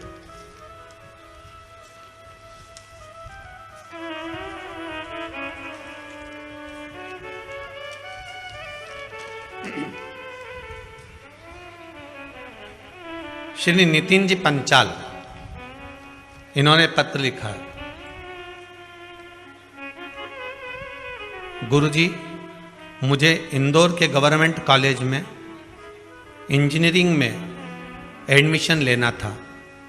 उसके लिए मैंने 2 बार काउंसलिंग के फॉर्म भी भरे, परंतु दोनों बार मुझे कोई गवर्नमेंट कॉलेज नहीं मिला। इससे मैं बहुत निराश भी हो गया था। इस कारण से मैंने इस पूरे संदर्भ को इस कथा के यजमान, अच्छा, अभय जी सारस्वत अंकल जी और आंटी जी को बताया था। जरा माइक देना बच्चे को, जरा बताया। तो अंकल जी और आंटी जी ने मुझे 2 उपाय बताए थे, एक बेलपत्र वाला, एक बेलपत्र की जड़ वाला। बच्चे को दीजिए। श्री शिवाय नमस्ते। नितिन पांचाल जी आप ही का नाम है? जी जी। कहाँ से आए हुए हैं? इंदौर से। इंदौर से। बाबा ने क्या कृपा करी आप पर? पहले 2 बार काउंसलिंग के राउंड में नाम भरा था, लेकिन दोनों बार नहीं आया। उसके बाद फिर अंकल आंटी ने बताया कि ये वाला उपाय करो तो तेरा एडमिशन पक्का हो जाएगा, मतलब बोल दिया था पक्का हो ही जाएगा। तो फिर मैंने ये 2 उपाय किए और उसी दिन मेरा एडमिशन भी हो गया, और वो भी गवर्नमेंट कॉलेज में। वाह वाह, बाबा की कृपा। गुरुदेव, हम जिस दिन आए थे उस दिन शाम को इसका फोन आया कि आंटी मेरा नंबर नहीं आया 2 में।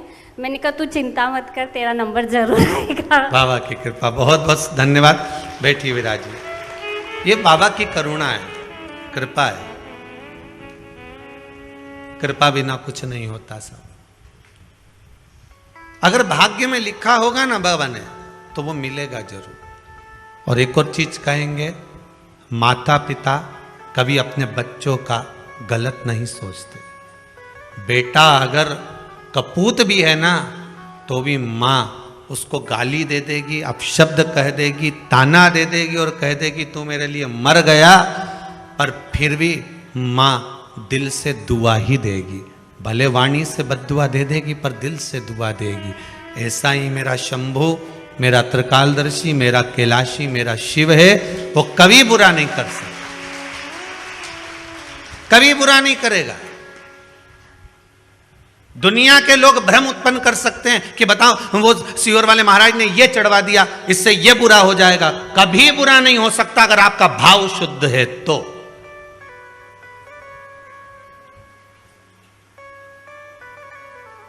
आज एक माताजी ने सुबह प्रश्न किया था, गुरुदेव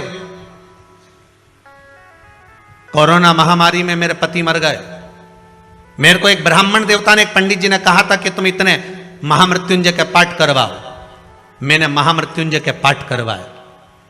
कम से कम मेरा 50,000 रुपए मैंने महामृत्युंजय के पाठ में खर्च कर दिया, लाखों पाठ करवा दिए, और मेरा पति वेंटिलेटर पर पड़ा रहा।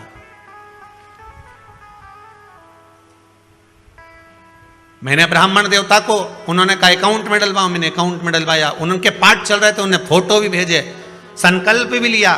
पर यह बताओ, जब मेरे पति के पाठ चल रहे थे महामृत्युंजय, और आप कहते हो कि शंकर का भजन जिसका होता है वो मर नहीं सकता, तो मेरा पति कैसे मर गया? बात इतनी सी है, आप उसका उत्तर दीजिए। हमने कहा मां, बस डॉक्टर दवाई लिखा है, समय पर अगर उसको खिला दी जाए, एक अटैक आता है तो एक इंजेक्शन लगता है, शायद महंगा सा आता है, 50, 1,000, 35, 40,000 का एक इंजेक्शन आता है। वो इंजेक्शन टाइम पर लग गया, छाती पर लग गया, तो हार्ट अटैक का जो मरीज होता है वो बच जाता है। बोलो सही है कि गलत है? एक इंजेक्शन लगा और वो बच गया, वो बचा। हो सकता है महामृत्युंजय के जाप, अर्थात वो इंजेक्शन, वो टेबलेट आपको पहले खाना थी, और जब प्राण छूट चुके उसके बाद खा रहे हो तो दवाई असर करेगी। माना आपको वो टेबलेट, वो इंजेक्शन, वो दवाई समय पर मिलना चाहिए। इसलिए आप सबसे बारंबार कहते हैं श्री शिवाय नमस्तुभ्यम का जाप करते रहो, क्योंकि ये वो टेबलेट है जो कभी भी काम आ सकती है। ये वो टेबलेट है। आप भी अगर अपने अपने गांव से निकले होगे, अपने अपने शहर से आए होगे, तो बैग में 2-4 टेबलेट डाल कर आए होगे, जो हाथ पैर दुखने की, सिर दुखने की, जो चालू वाली टेबलेट होती है ना, जो किसी भी काम में काम आ जाए, तो बस वो टेबलेट तुम लेकर चलते हो। तो शिव महापुराण में एक टेबलेट ऐसी बना दी जो हर जगह काम आएगी। सिर दुखे तो भी, पाँव दुखे तो भी, घुटना दुखे तो भी। जैसे एक वो टेबलेट खा लेती है माता है, वो कौन सी बोलते, काम्बी फिल्म खा ले या कोई सी भी वो गोली खाती रहे कि हम तो ये गोली खाएं, हम तो डिस्प्रिन खाएं, कि हम तो क्रोसिन खाएं, तो वो कह रहे हम तो ये गोली खाते हैं तो हमारे सब काम में काम आ जाए। मेरे तो पुताई कर करके थकी गई ना, हमारा कब्जा दुखी रिया, तो मैं तो बस वो टेबलेट खाऊं, गोली खाऊं और जो सोऊं नहीं तुम्हारा सवेरे नींद खुले दादा, फिर सवेरे से काम में लग जाऊं। तो वो टेबलेट एक ऐसी तुमने घर में रख रखी है कि तुम्हें कुछ भी होता है तुम वो टेबलेट खा लेते हो।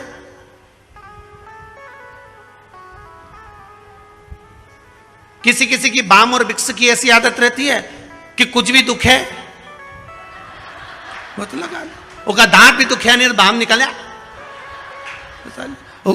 किसी किसी की आदत रहे बस बाम लगा। जब तक बाम नहीं लगाने, विक्स नहीं लगाने, रात की नींद नहीं आए, जब तक कि आंख में से आंसू आंसू नहीं झड़ी जाए। तो ये तो टेबलेट के ऊपर।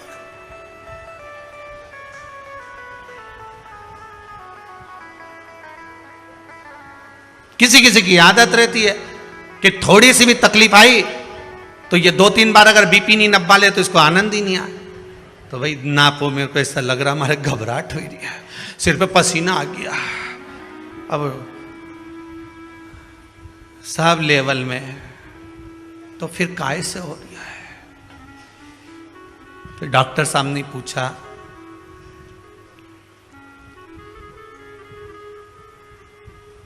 घबराहट किस चीज की हो रही है? पता नहीं, बस सिर पे पसीना आ रहा है।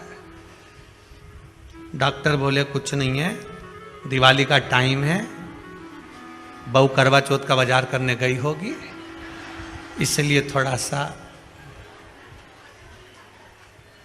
लेवल गड़बड़ हो रहा है। वाह, घर में धन का लेवल गड़बड़ हो और यहां तुम्हारा लेवल गड़बड़ हो रहा है। क्यों सोचा? एक टेबलेट ऐसी होती है जो कहीं पर भी काम आ जाती है। श्रीमद् भागवत में एक टेबलेट दी, 12 अक्षर मंत्र ओम नमो भगवते वासुदेवाय। रामचरितमानस में भी एक टेबलेट दे दी, राम। शिव महापुराण में एक टेबलेट दे दी, श्री शिवाय नमस्तुभ्यम। ये वो टेबलेट है जो हर जगह काम आ जाती है, हर जगह।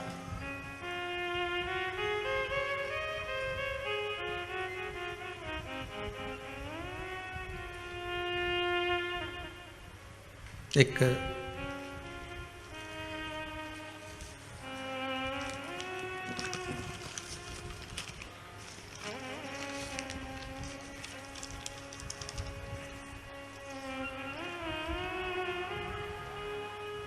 हैदराबाद से एक पत्र है,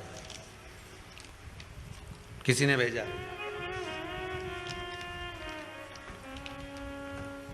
अच्छा, छब्बा छुब्बू के भेजा रे, हाथ का लिखा हुआ नहीं है वो।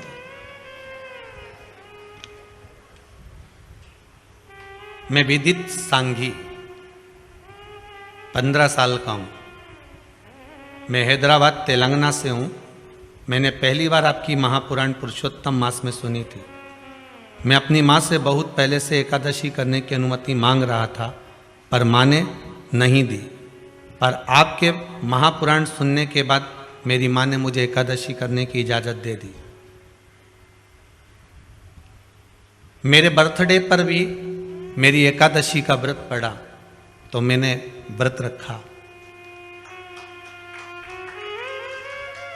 पहले मेरा मन भगवान में बिल्कुल नहीं था। ये बच्चे ने लिखा है, पत्र यहीं रहेगा, आप बाद में भी पढ़ सकते हो। पर अब मेरा मन ऐसा हो गया है कि बिना भगवान के मेरा मन रहता नहीं है। कितने साल का बच्चा लिखा है इसमें? 15 साल का बच्चा लिखा है, हैदराबाद।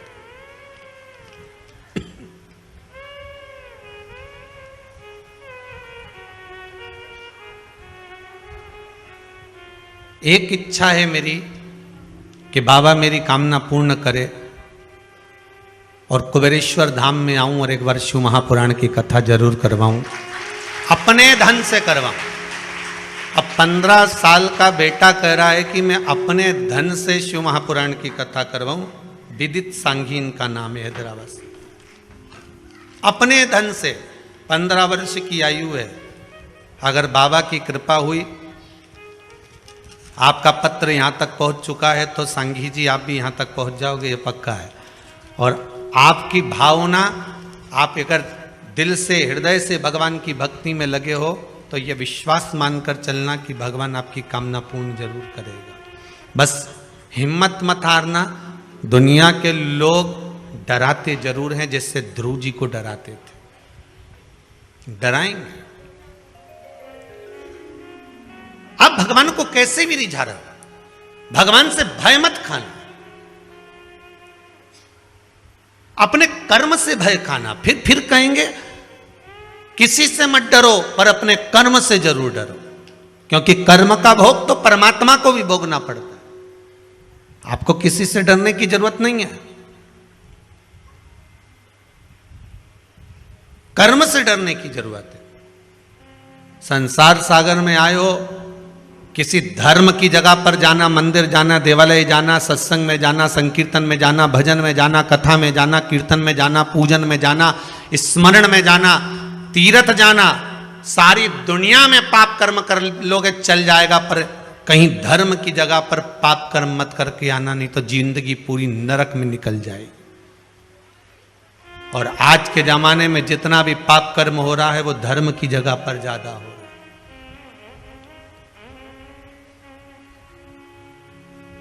लोग जाते हैं गंगा नहाने के लिए, पुण्य कमाने के लिए, और कई लोग वहां पर बैठे रहते हैं तुम्हारा पर्स चुराने के लिए।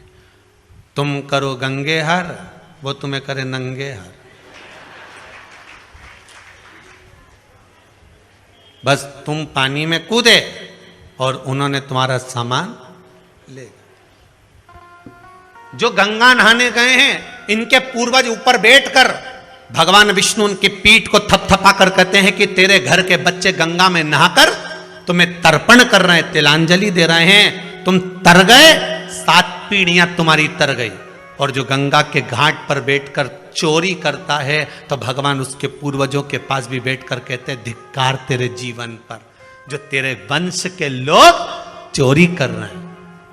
गंगा ना, अरे घाट तो छोड़ देते, कथा तो छोड़ देते, सत्संग तो छोड़ देते, मंदिर तो छोड़ देते, धर्म की जगह तो छोड़ देते।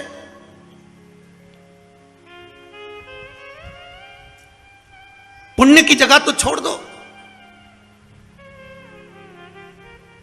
पर नहीं। करो, तुम्हें भगवान ने अगर पाप कर्म करने के लिए बनाया है तो करो, पर निवेदन है कि धर्म की जगह पर, तीर्थ में, पूजन में, मंदिर में, देवालय में, स्मरण में, संकीर्तन में कहीं ऐसा कर्म ना हो जाए।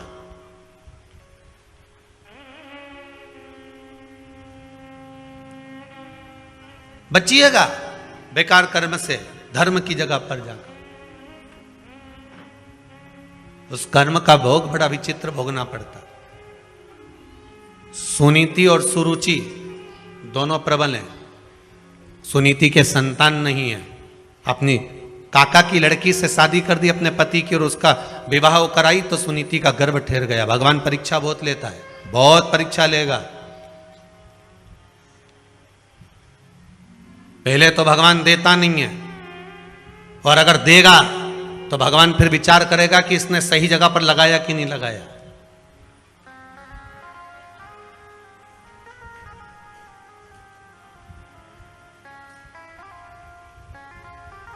पहले तो देता नहीं है, और देता है तो ये विचार करता है कि ये सही जगह लगा रहा है, सत्कर्म कर रहा है, भजन कर रहा है, कीर्तन कर रहा है, नाम स्मरण कर रहा है, नाम जाप कर रहा है कि नहीं कर रहा। वो चित्त वृत्ति को लगाने का प्रयास करे।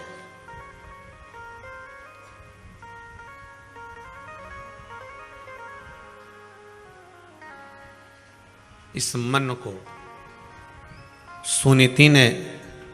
सुनीति भी गर्व से हो गई। सुरुचि को लगा मेरे ताऊ की लड़की ने मेरे साथ छल कर दिया, धक्के मार कर निकाल दिया गर्भवती उस नारी को। सुरुचि घर में है, उसका भी गर्व है, सुनीति वन में है, उसका भी गर्व है। समय आया, सुनीति का भी पुत्र हुआ ध्रुव और सुरुचि का भी पुत्र हुआ उत्तम।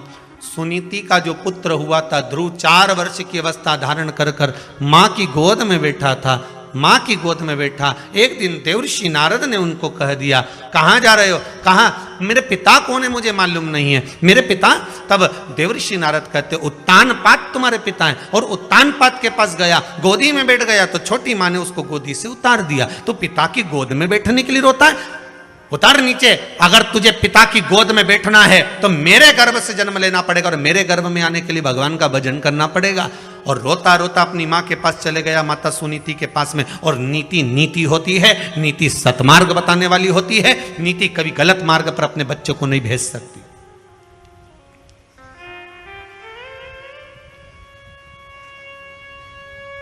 अगर आज के समय में आपके बच्चे गलत मार्ग पर चल रहे हैं तो उसमें पड़ोसी का कोई दोष नहीं है, दोष तुम्हारा है। भोजन कराते हो, बच्चे नहीं खाते तो मोबाइल पकड़ा देते हो। बोलो सही है कि गलत है? खाना नहीं खा रहे, दोच दोच के खवा रहे।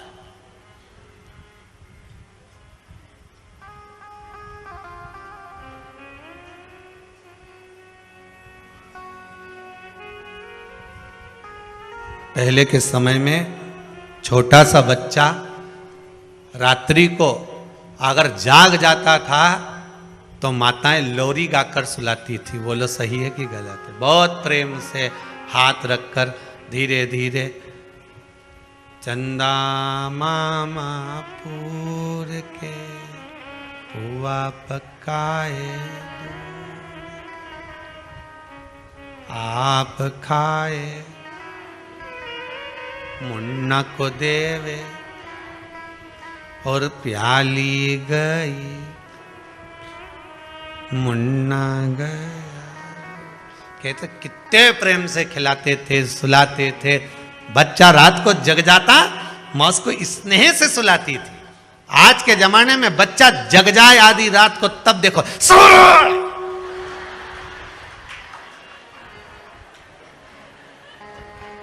ऐसी चिल्लाए कि पड़ोसी जो सो रहा वो जाग जाए। उठ के बैठते से बोला, अरे ओ जगदम्बा तेरे हाथ जोड़ो, काय चिल्ला रही है? लो तुम चुप करा लो। ऐसी औलाद पैदा हुई है, सो जा। आधी रात को तांडव चल रहा है कि तू तो काली रे कल्याणी रे मारू, जित देखूं ते जोग माया।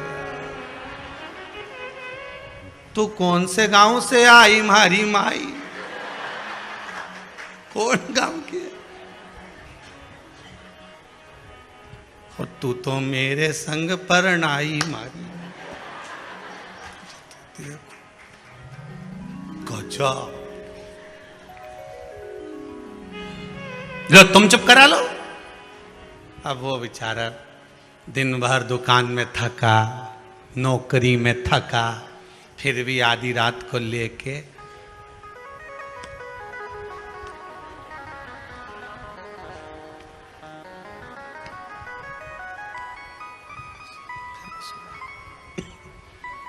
मां को दया आ गई। कौन सी मां को? या जगदम्बा के नहीं, वो पावागढ़ वाली अंबा को, ओको दया आई। बेटा ला मेरे को दे छोरा को, तू जा सो। दादी ने गोदी में लिया, ऐसी गोदी रखकर दादी पीछे तकिया लगाकर सो गई। गोदी में लाला को हिलाती रही, लाला सो गया। दादी, जहां प्रेम हो, करुणा हो, वात्सल्यता हो, स्नेह हो, वहां पर तो नींद आ ही जाती है। प्रेम।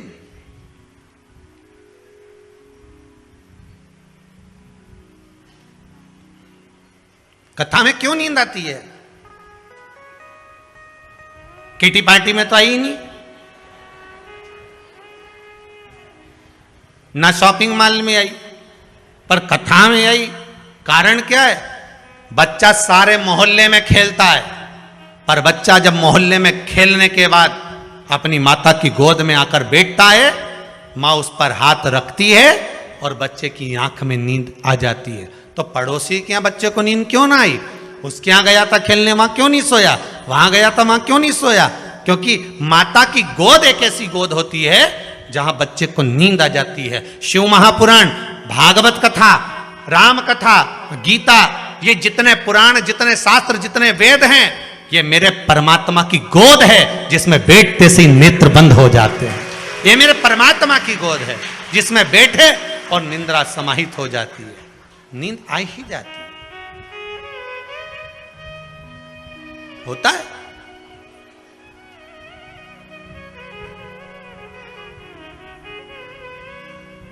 एक बार हरदा में कथा थी, लगभग 18 साल पहले की बात होगी, 18-19 साल पहले की। और माँ का दशहरा मैदान में खेल का ग्राउंड था, वहाँ कथा चल रही थी। कथा में टेंट लगा बहुत सारा, जनता भी खूब, बैठने की जगह अलग नहीं। अब वो एक खंबे से टिक के एक अम्मा बैठ जाए काला चश्मा लगा के, अब काला चश्मा लगा के बैठ जाए और उसके पास एक भी नहीं बैठे। अब जब जगह की कमी तो सरक सरक के बैठ जाओ, पर उसके पास एक नहीं बैठे। अब बार बार वही ध्यान जाए कि जब जगह नहीं है तो वहां क्यों नहीं बैठ जाता। हमने 2-4 से कहा कि खसक जा, बैठ जा, तो वहीं से मुंडी हिलाए।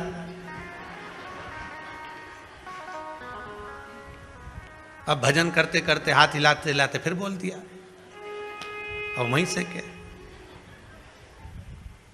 आखिरी में कथा छूटी तब पूछा, क्यों तुम उसके पास क्यों नहीं बैठो रही?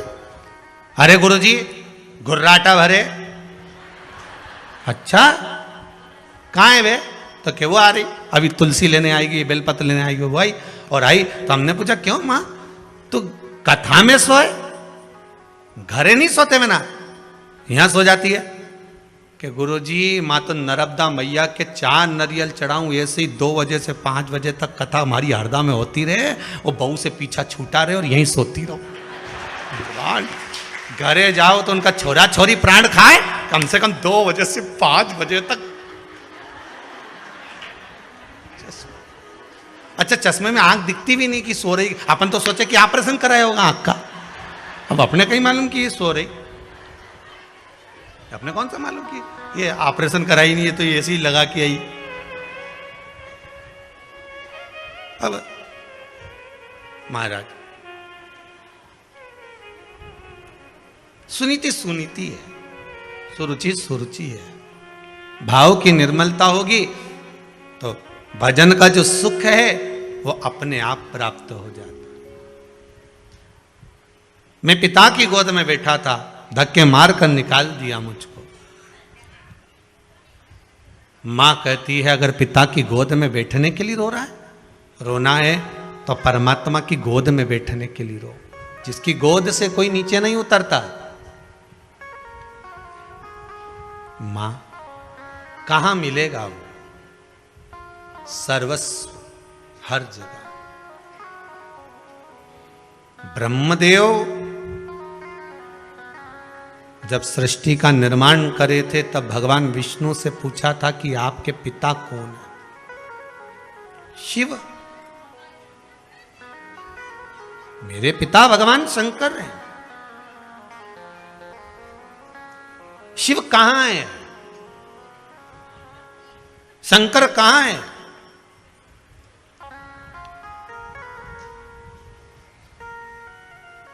भगवान विष्णु ने कहा था, ऐसा कोई कण नहीं जिसमें शिव नहीं।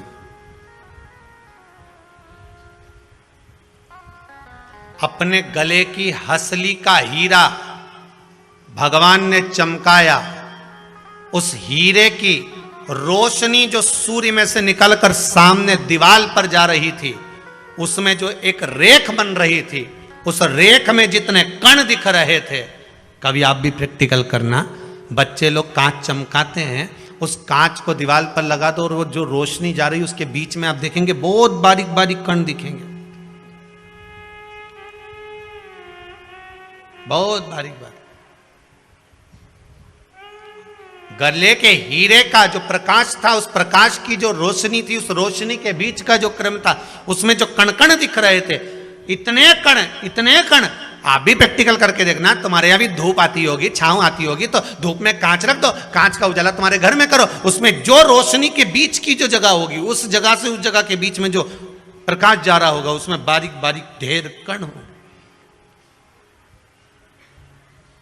भगवान ब्रह्मदेव से कहते हैं यही कण, हर चप्पे चप्पे में, कण कण में शिव तो है। सब में तेरी कृपा बिना न हिले एक भी अणु, लेते हैं श्वास तेरी कृपा से तनु तनु। हे गंगाधार मुक्ति द्वार ओमकार तू, आयो शरण तिहारी भोले तार तार तू। कण कण में, सब में वही समाया, ऐसा कोई स्थान ही नहीं बचा जहां शिव तत्व ना हो। ऐसा कोई स्थान,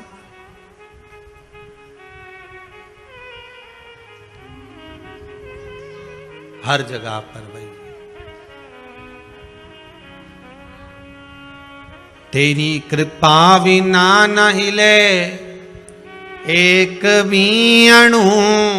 प्रकाश में जो अणु दिख रहे हैं, छोटे छोटे कण दिख रहे हैं, शंकर ही हिला रहा। आपको और हमको चलाने वाला भी शिव ही तो है।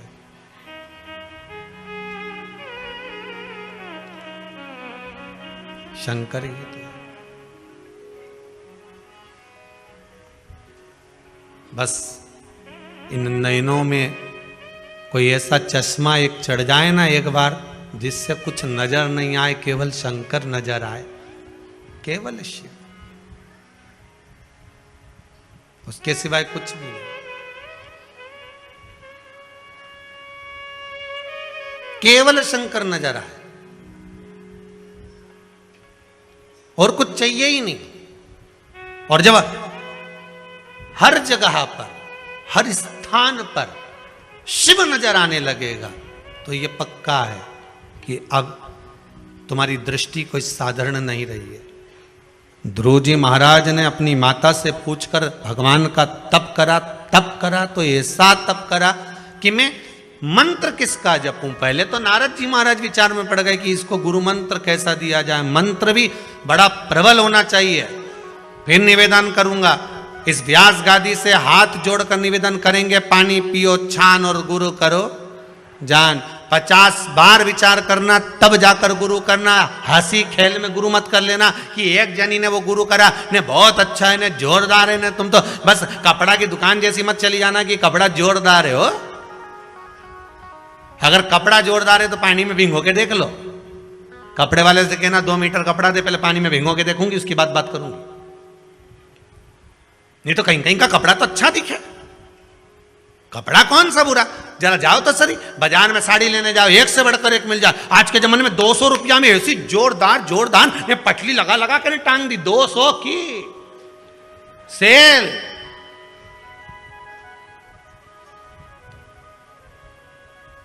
शिव की कथा कहती है, ओगड़दानी त्रिकालदर्शी कैलाशी शिव का चरित्र कहता है। भगवान आनंद की राशि है।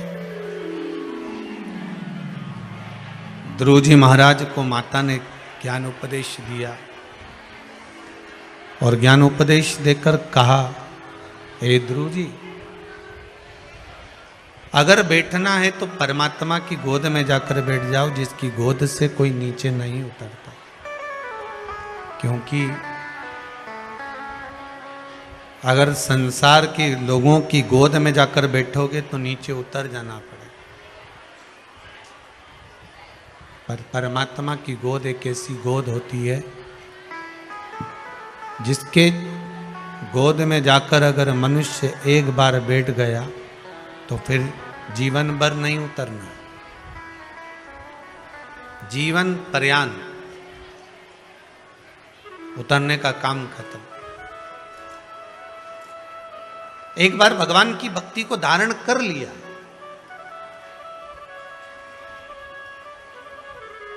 आपसे फिर निवेदन करेंगे, अगर शिव मंदिर में जाते हो, शंकर जी की आराधना करते हो, जो जल शिव जी को समर्पित करते हो, उसी जल में से थोड़ा सा आधी चम्मच जल अपने पात्र में वापिस लेकर आया करो। लाते हो? वापिस लाया करो, खाली पात्र वापिस नहीं लाना। जो भगवान को जल चढ़ाया है आपने, उस जल में से थोड़ा सा जल 2 बूंद भी लेकर आओगे ना, और वो जल अपने घर में छींटो, प्रतिदिन छींटो। उसका क्या फल मिलता है ये आपको 3 महीने में मालूम पड़ जाएगा। 3 महीने में मालूम पड़ जाएगा उसका फल कितना। मात्र उसके दरवाजे पर जाने का ही एक आनंद है, मात्र उसके चौखट तक पहुंच जाने का ही एक आनंद।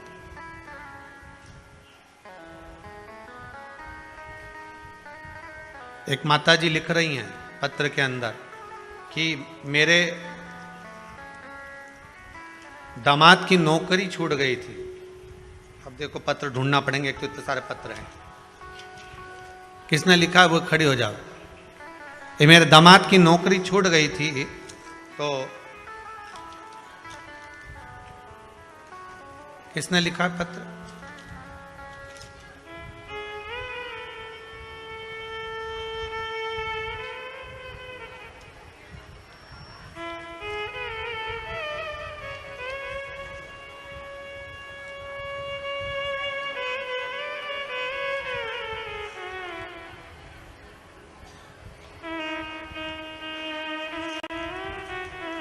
अनीता बाई जिला होशंगाबाद से आई हैं। कहाँ बैठी हैं? हाथ उठाओ जरा। तो उन्होंने पत्र में लिखा है, अनीता बाई जी। अच्छा पीछे है क्या? ठीक ठीक है, बैठो बैठो बैठो। अब इतनी दूर माइक भेजना उत्तम नहीं है। अनीता बाई जी ने लिखा है, गुरुजी मैं होशंगाबाद से आई हूँ, मेरा अनुभव आपको बता रही हूँ। मेरे दामाद 6 महीने से घर में बैठे थे, बहुत परेशान थे। मैं उनको बोल कर आई थी कि मैं कुबेरेश्वर धाम केवल आपकी नौकरी के लिए जा रही हूँ, और आज ही आई हूँ, और बाबा ने ऐसी कृपा कर दी कि 2 जगह से नौकरी के लिए बुलावा आ गया है। बाबा की कृपा देखी।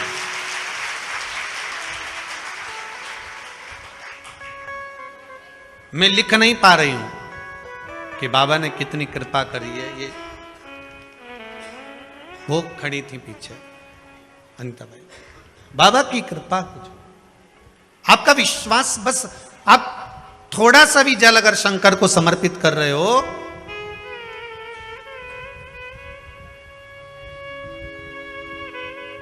किसी ने पूछा कि गुरुदेव आप कहते हो कि पशुपति व्रत करो, तो पशुपति व्रत करते समय एक दिया, प्रसाद का एक भाग अपने घर पर लेकर आओ।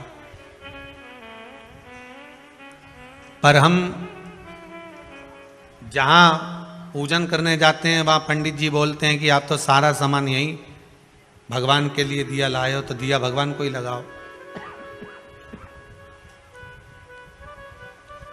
जो भाग लेकर आए हो वो भगवान को समर्पित करो।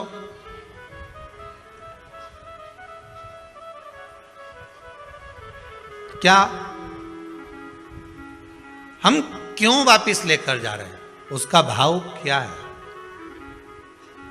भगवान कभी अपने भक्त को, पशुपति व्रत का सबसे बड़ा प्रमाण ही यही है कि भगवान शंकर को आप 2 भाग दे रहे हो। कितने भाग दे रहे हो? 2 भाग। मतलब प्रभु मान लो अगर मेरा बचपन और मेरी जवानी दोनों में मैंने कुछ आपको नहीं दिया हो, तो ये भाग आपको दिया। मान लो अगर मैं जवानी अवस्था में हूं, अधेड़ी में हूं, बुढ़ापे में हूं, 2 भाग अगर मैंने आपको नहीं दिया, जीवन में कुछ प्रदान नहीं किया। मेरे जीवन में तकलीफ बहुत है, परंतु मेरे जीवन का जो भी भाग है मैं आपको देती हूं, आप कम से कम मुझे एक भाग पुण्य का, सुख का प्रदान कर कर दे दीजिए। जब थाली में हम एक भाग लेकर भी आते हैं ना, 16 सोमवार में भी यही नियम है। कौन कौन करते हो संकट सोमवार? करे किसी ने? 16 सोमवार के व्रत करने वाले कौन कौन है? जरा हाथ उठाओ। अच्छा, आप लोग करते हैं? रख लो, पीछे रख लो सब। 16 सोमवार का भी ये नियम है। अगर मिश्री के कर रहे हो कि बेलपत्री के कर रहे हो कि चूरमा के कर रहे हो कि मलिदा के कर रहे हो, जिसके भी आप करते हो उसके 3 भाग होते हैं। उसका भी यही नियम। पर उस प्रसाद में से आप बच्चों को दे सकते हो, उस प्रसाद में से थोड़ा थोड़ा भाग अपने परिवार को दे सकते हो। पर पशुपतिनाथ के व्रत का विधान यह है कि जो भाग आप लेकर आए हो, जिसने व्रत किया है और जो भाग उसका है वो उसी को प्राप्त होना चाहिए।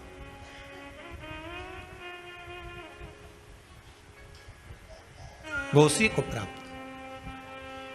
अगर हम जल चढ़ाने शंकर जी को जा रहे हैं, उसमें से 2 बूंद जल, थोड़ा सा भाग हम वापिस लेकर आ रहे हैं, तो ये समझ कर चलिए कि हम भगवान के चरणामृत को, भगवान के चरणोदक को, भगवान की चरण की रज को, और जो शंकर भगवान के शिवलिंग पर, शिवलिंग तो शंकर हैं, जलाधारी पार्वती है, 2 भाग जो जा रहे हैं वो कार्तिकेय गणेश हैं, बीच में अशोक सुंदरी है, ऊपर से जो जल गिर रहा है जया विषहरा शामरी बारी दौतली देव, शिव जी की 5 बेटियां हैं, और जहां से जल बहकर जा रहा है वहां 33 कोटि देवताओं का भाग है। ऐसे जल को जब हम लेकर आते हैं तो उस जल से हमारा घर, मन, तन सब पवित्र हो जाता है, सब पवित्र।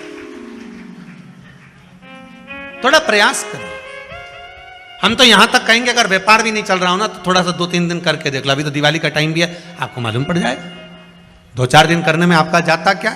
शंकर जी के मंदिर से चरणोदक लेकर आए, जल चढ़ाया, लाए, देव दुकान पर ले जाओ, छीटो जरा दुकान पर, देखें जरा सीवर वाला महाराज बहुत बड़बड़ करे, जरा देखा तुम तो ले जाओ जल। उपासना करिए शिव का, भगवान की भक्ति में रम जाए। ध्रुव जी महाराज ने जो साधना करी है, उस साधना का बल ये मिला कि भगवान को बैकुंठ छोड़कर ध्रुव जी के पास आना पड़ा।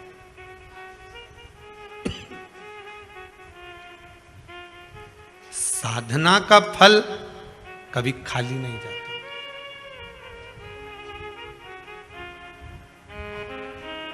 कभी खाली नहीं जाएगा। आप आस्था चैनल पर कथा सुन रहे हो, फेसबुक यूट्यूब पर कथा श्रवण कर रहे हो, चाहे कुबेरेश्वर धाम में कथा सुन रहे हो, इसका फल कभी खाली नहीं जाएगा। अगर शिव महापुराण की छोटी सी भी क्लिपिंग, छोटी सी भी वीडियो, छोटा सा भी भाग आपके पास पहुंच रहा है और आपको उससे प्रेरणा मिल रही है, आप उससे जाग रहे हो, तो वो खाली नहीं जाएगा, कहीं ना कहीं मिलेगा, प्राप्त हो। एक बहुत सरल सा मंत्र है, श्री शिवाय नमस्तुभ्यम। बहुत सहज सा मंत्र है जिसका स्मरण कर लेने पर सब सुख मिल जावे।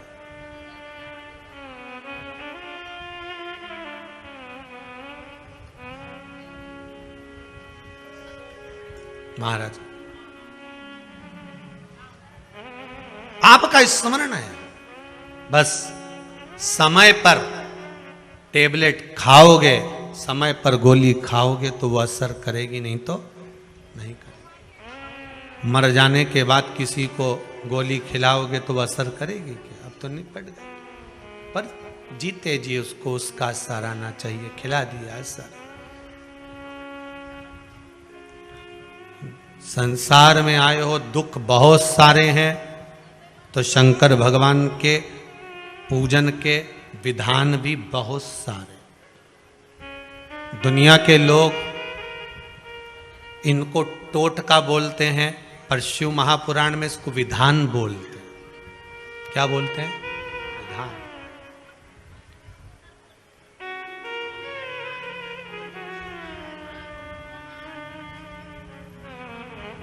ये विधान है जो आपकी समय की अवस्था को, विधि को भी बदल सकता है। बस उसको समझने वाला चाहिए और सही मायने में उसको करने वाला चाहिए। दुनिया के लोग भले उसको टोटका बोलते हो कि गुरुजी तो दिन भर कथा में बैठे बैठे टोटके बताते रहते हैं, विद्या बताते रहते हैं। यहाँ कौन सी तंत्र विद्या बताई जा रही है? यहाँ कौन सा ऐसा बताया जा रहा है कि आपका लाखों रुपए खर्च हो रहा है? एक लोटा पानी में कौन सा लाख रुपया खर्च हो गया? शंकर जी के मंदिर का शिखर देखने में कौन सा खर्चा हो गया? पीपल के पत्ते पे शेष चढ़ाने से कौन सा खर्चा हो गया? बेलपत्री चढ़ाने से कौन सा खर्चा हो गया? शिव उपासना में कोई खर्चे का प्रमाण नहीं है। शिव उपासना में तो केवल तुम्हारी भक्ति का प्रमाण, केवल भक्ति, उसके सिवाय कुछ नहीं।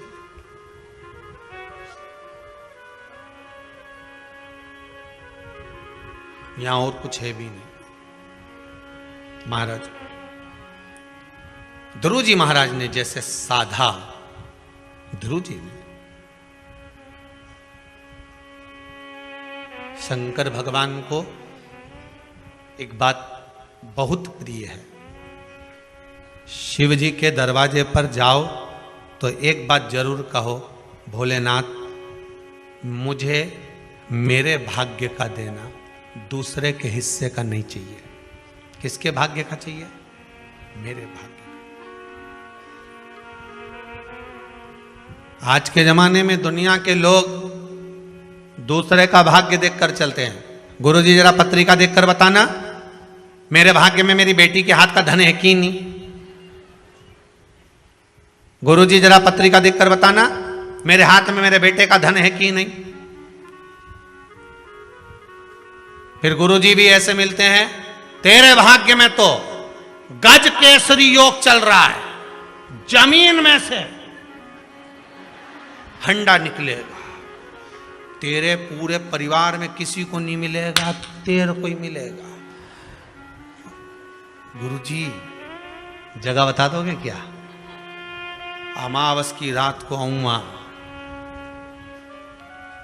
रामचरित मानस की जब शुरुआत होती है तो एक कपटी साधु, रामचरित मानस में पढ़ना, कपटी साधु, साधु का रूप रखकर, जो पहले हार चुका था सेना, वो कपटी रूप रखकर राजा से कहता है कि मैं तेरे यहाँ आऊंगा और भोजन बनाऊंगा और तू ब्राह्मणों को बुला और भोजन करा। सुनी कि नहीं सुनी कथा? भोजन कराना। तब आकाशवाणी होती है कि ये तो कपटी साधु, और तूने ब्राह्मणों को जो भोजन करा रहा उसमें मांस मिला हुआ। गलत है। मैं आऊंगा रात को और तुझे जगह बता दूंगा और तू तैयारी रखना, और रात के और खोदना, और खूब खोदा साहब, इतना खोदा, इतना खोदा, इतना खोदा, फिर उनमें से कोयला निकला। तो हमने भी कह दिया लाइट की कमी हो रही, कोयला कंपनी को दिया, कोयला निकला।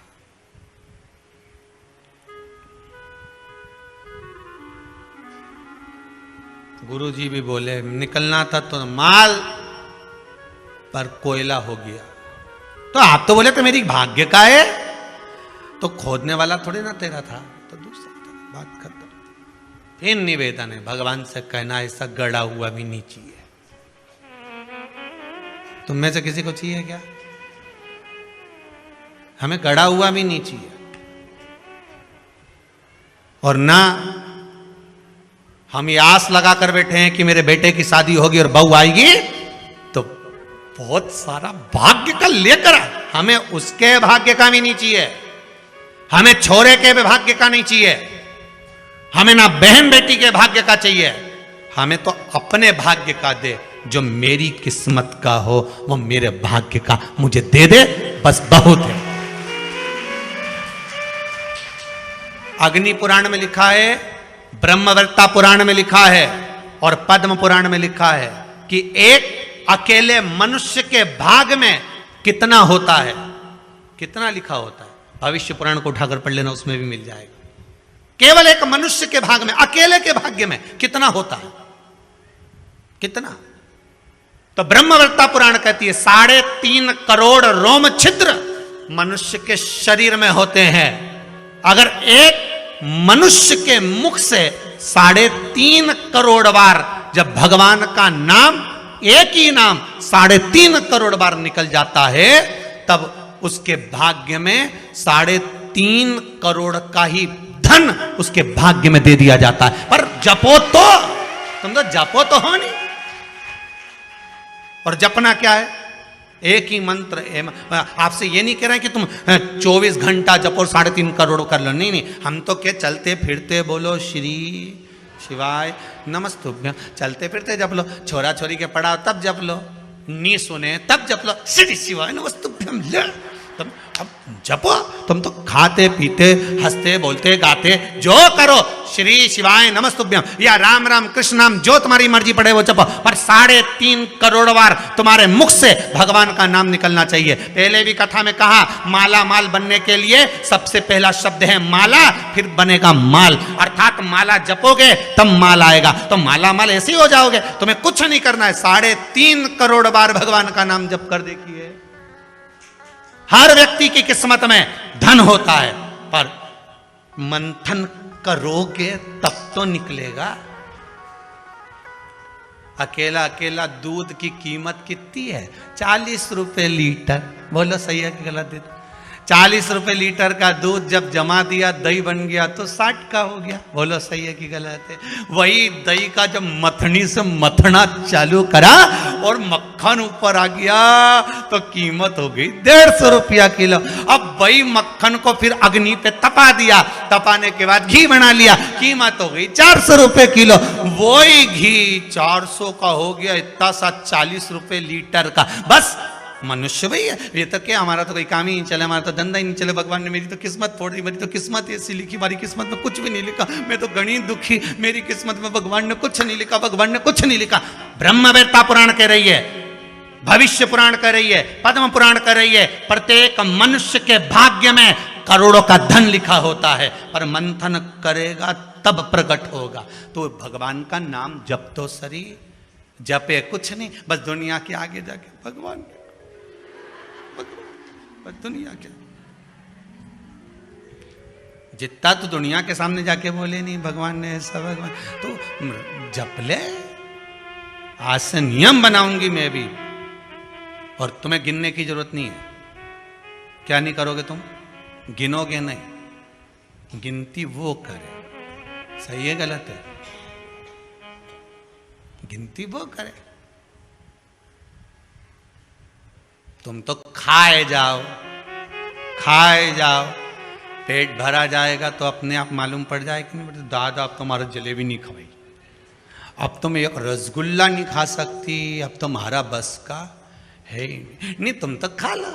नहीं दादा नहीं खाओ, तुम नहीं खाया जाए नहीं। अरे बोलो तो सही नहीं, बस जैसे भरा गया तो भराने के बाद में अगर खाओगा तो बस भगवान भी इंतजार में। जैसे ही 3.5 करोड़ बार तेरे मुख से नाम पूरा हो गया, उसके बाद तुझे नहीं देखना, फिर मैंने जो देना चालू करा फिर नहीं तो रुक सकती, फिर बटोरे जा, कितना बटोर सकती है। जप ले, स्मरण कर ले, पर भजन करे तब तो, तो भजन करे तब। शिव आनंद में दूल्हा बने हैं, पार्वती मैया दुल्हन बनी है। भाव भक्ति से भगवान शंकर और पार्वती पधार रहे हैं। जोरदार ताली बजाकर स्वागत करें भगवान शिव और पार्वती का। भगवान ओगरदानी भगवान शंकर शिव बने, माता पार्वती दुल्हन बनी है। बोल काशी विश्वनाथ भगवान की जय। माता पार्वती भगवान शंकर के गले में सुंदर जयमाला देंगी, शंकर भगवान पार्वती मैया के गले में जयमाला देंगे। भाव से दर्शन करेंगे। माँ पार्वती शिव जी के गले में जयमाला दे रही हैं। जोरदार ताली बजाकर स्वागत करिए।